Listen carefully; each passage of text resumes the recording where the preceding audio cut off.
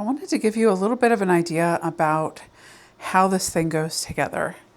So there's the top piece, which is triangular, like it's a little roof. There's the middle piece, which has no top or bottom. And then there's the stand. And then you just kind of stack all these together like bricks in a puzzle. They each came separately in a box.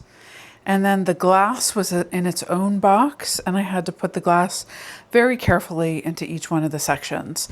So you can see you'll be able to take these apart and clean them and really mess with them in a nice way. I find the heaviness of the items both a little bit like reassuring of the quality and a little bit scary because, I don't want to probably pick them up a lot or very often because of just the sheer weight of each of the pieces. But also they're just so very beautiful when they're all together. And I think today what we'll do is I am going to pick out the plants, talk a little bit about each one of the plants and why I'm going to put them in here. This won't be the final product. I bought gravel to cover the bottom of this, probably just in like a single layer, like not in any magical layer at all. And the reason that I bought it is for decorative purposes. And I'll show you once I get that and what that looks like. But for now, these are the pieces of it that fit together like a little stacking puzzle. Today is watering day for these two syngoniums. And so one of the reasons that I was going to do that today is that as soon as I water them, I am going to then put them in the glass case. My new terrarium. One of the things that you'll notice for this particular plant is that just about every single one of these leaves has brown spots on it. So I think that this is an indication of being unhappy with the lack of humidity, and that I think that once I put them in the case and they start to generate a level of humidity, I think this will change and that the health of the plant will improve. Maybe it's just a very small and delicate plant, and that's why we're having this particular issue. It's in very chunky soil, which it should like. And in fact, we've got some really healthy roots on this plant. So I don't think it's the soil's the issue. I really do think that it is an issue with my levels of humidity. Keeping in mind that everything in this room has to be relatively low humidity for the succulents so that they don't suffer from pests, disease, powdery mildew, things like that. What I want to do is I want to go through and remove some of the more unsightly leaves. Some of the dead ones, some of them that have what I would consider too many brown spots. One or two, okay, well, we're fine with that. Like this one right here has so many brown spots on it. I find it, unpleasant to look at. So I'm going to clip that out of there. Doesn't hurt the plant to do that. It just will tidy it up a little bit. And sometimes it may even allow it to take some of the energy that it was expending on that leaf and put it into a new one. So here's an example of the leaves that we're going to remove.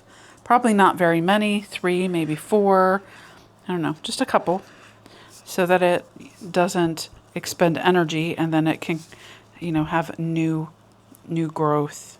When I look down at the bottom of this plant, I already see that there's tiny little leaves down there that want to pop out. So we're just grooming the plant.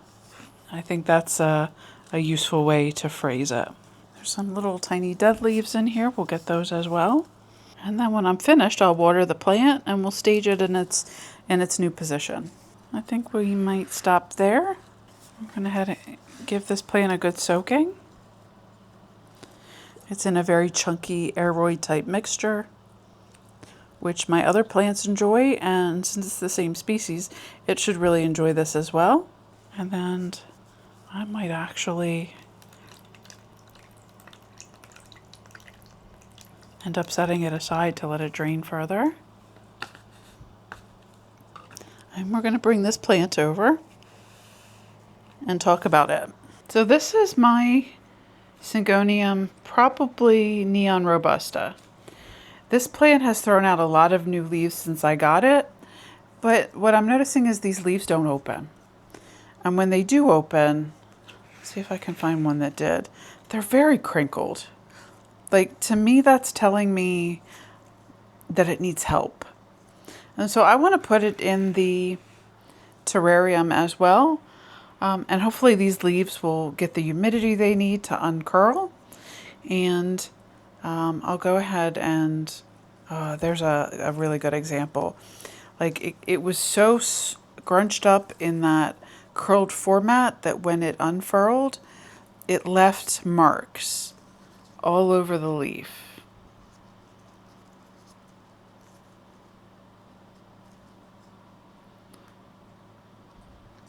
Just not really happy with how that looks. To me, that is a mark of a plant that's not really happy with its situation. I did move it away from the stronger light, thinking maybe it was too much light, and maybe that helped a little bit, I'm not sure. But definitely I think that we have a humidity issue with this particular plant. Here's an example of a leaf that just, it wants to open and it just looks like it can't. I'm not going to clip any of these. I don't see any of these looking like particularly drab or struggling. Maybe that one. But I'm going to leave these all attached to the plant for now. And then I'm going to put it in its new home after I water it. And we'll see what we can do from there. So there are the two plants currently in their new home. Now there's a couple of things that I have as a consideration. One is which, right now I don't have sun coming in this window, but when I did, the wall prevented it from reaching these plants. So this is going to be a situation where these plants are going to have gone from a certain amount of light to a whole lot less light. But with the size of this particular case, I had to pick a spot where it showcased the case nicely and gave me plenty of room. The other thing you'll notice is the plants look pretty small in this enclosure right now. And so my plans are, if they do well, I'll add more plants to it. Maybe a moss bowl, because I've seen some really pretty moss I would like, and Photonia. I want some Photonia. But for now, I just want to see if these two will do well, if there's anything that I have to change, if there's anything that should be done differently. I need to figure out how to raise the humidity in the case and maybe how to get light over here that will give it some more ambient light. I have a feeling that they might like that. And I think I might have some LEDs around that I can use. One of the things you'll see is that you can open this case and you can prop it up. So it's such a beautiful piece. I am very, very pleased with it.